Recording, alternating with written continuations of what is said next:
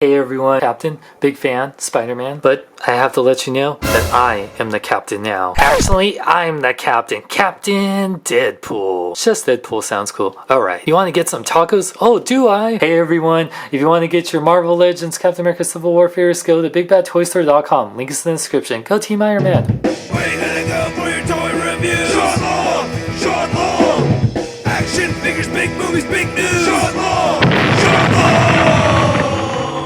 What up, big kids? Here's your big review of the Captain America Civil War Marvel Legends Spider-Man Captain America Iron Man 3-pack. Packaging has all three figures, big old warning label. Warning, don't want to choke on your Marvel Legend figures because otherwise you'll start Civil War. One side has Iron Man, the other side has Captain America. On the back here you can see the figures. You have a little bio. When the lines between right and wrong are blurred, which heroes will emerge victorious? Which side are you guys on? Out of the packaging, this is everything you get with the 3-pack. Captain America Iron Man, they pretty much are repaints of the Captain America and the Iron Man we got in the Giant Man wave, so I'm just going to show off the differences. If you want to see reviews of the Captain America Iron Man I've done before, check out the link in the description and click on the annotations. This is the same Captain America mold we've gotten many times before. I like it, but yeah, it's been overdone many times. It does have like the battle damage, it has like the dirt effect, I guess. Tony's been blasting him. It's really prominent on here. I really like it more on the abdominal red and white area over this blue. It kind of looks like he's just been rolling around in the mud. It looks alright. Detail is pretty nice, you know, for the most part. You know, Hasbro has done this figure many times, so they should get it down. The bottom, you do have a little bit of dirt effect here, but not so much as the top. Kind of on the kneecap right there. More prominent on this side. When you compare the Captain Americas, you can see that the blue is actually a little bit brighter on this one. It's more of a darker blue in the movie, so this is kind of more like the Avengers one. The flesh tone is a little lighter on this one too, so it's pretty identical, minus just some paint differences. You do get the alternative Steve Rogers head sculpt. It does look a little bit like Chris Evans. The hair is alright. It's not as paint apps aren't as detailed as the one that came the Giant Man way, but you can take this off and put it on him. It does look pretty good, you know, for the most part. You get this battle damage shield. The battle damage is pretty good, and like I said, it's pretty identical on the inside right there to the regular Cap shield. Same look in the battle damage one. I do wish it kind of has these scratches, but it doesn't have that Black Panther scratch marks like the 3 ones, like that the battling Hot Toys Captain America had. It looks a little sloppy for my taste. The Iron Man figure, I like the battle damage more on this one. I really like it. Actually looks like he's been battling something that's been blasting him. Little bits of silver, and it kind of gives him like a Two-Face Iron Man thing, which I really like. And I like that battle damage here. It almost looks like with the whitish silver that you can see the circuitry or the undersuit under the armor, which I like. And I like the arc reactor right here on the upper thigh. It's just in big blocks. It's not as natural as I like it. I kind of wish it was more just a slightly dirtier look all the way around. You can see it's a nice kind of cherry red metallic, where this red look a little too plasticky. Block. And there's nothing on the back.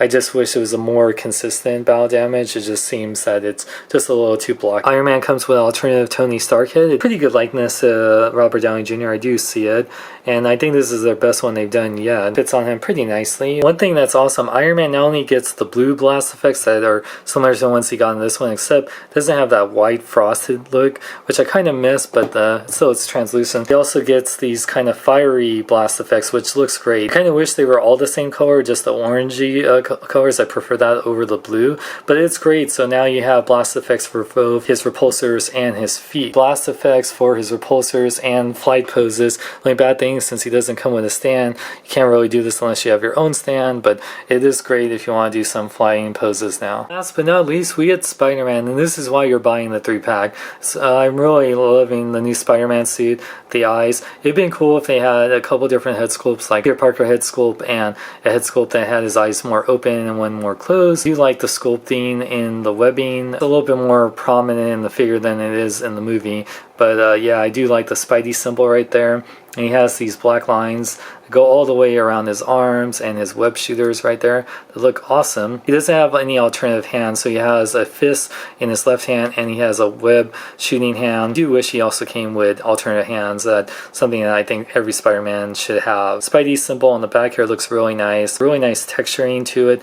The blue is a nice color blue, and I really like the red boots here, and he even has a little black part on his heels that I didn't even know he had. That's really awesome. It's definitely one of the best looking Spider-Man suits on there, and yeah, the sculpting on the figure looks really good. Spider-Man is the shortest, about 5 3/4 inches tall. Captain America is a little over at 6 1/4 inches tall, and Iron Man is 6 1/2 inches tall. Civil War Spider-Man compared to the Marvel Legends Pizza Spider-Man and the Amazing Spider-Man 2 Spider-Man, I think the Civil War one is definitely my new favorite. Articulation, Spider-Man's head can look up really good and can look down really good. No really head pivot, but he does fully rotate. His arms can fully rotate also. He has a nice armpit joint, goes in and out. Arms go in and out that way. Rotate at the bicep, bend at 2 points at the elbow. Rotate at the wrist as well as go in and out. He does have a nice ab crunch that can go back that much, go forward that much. It does fully rotate at the waist. His legs can go up that high, can go back that much. He can almost do the splits, not really, but he kind of has an upper leg swivel too. Swivels at the upper part of the leg too, right there. Bend at 2 points at the knee, and his ankles can pivot forward and back, and he has a nice ankle pivot side to side. Getting Spider-Man in the stealing caps shield pose can be a little tricky. If you're trying to do the superhero landing pose, it'll look really weird. It'll be like, yeah. So this is like the best I can do. It's like his hand's not gonna hit the ground.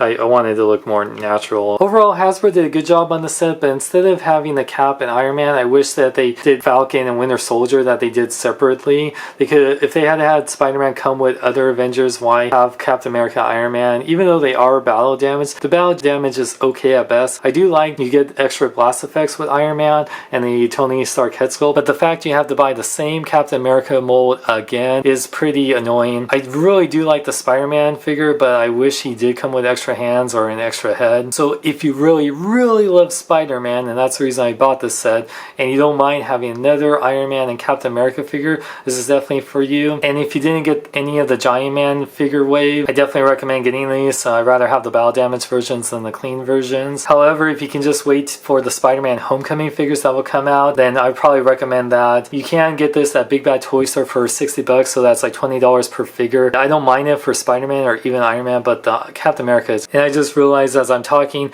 that this is the actual Captain America that comes with the set. This Captain America was from the Giant Man wave, so that shows you how much I can tell the difference between them. So overall, I only recommend it if you're a huge Spider-Man fan and you don't have these figures already. Otherwise, just wait till the Spider-Man Homecoming figure. For more, check out my website at SeanXLong.com. Like me on Facebook, follow me on Twitter, Instagram, links in the description. I'm Sean Long, may I live long and love life. That thing doesn't obey the laws of physics at all. That's the case. Surf's up, Cap. This is awesome!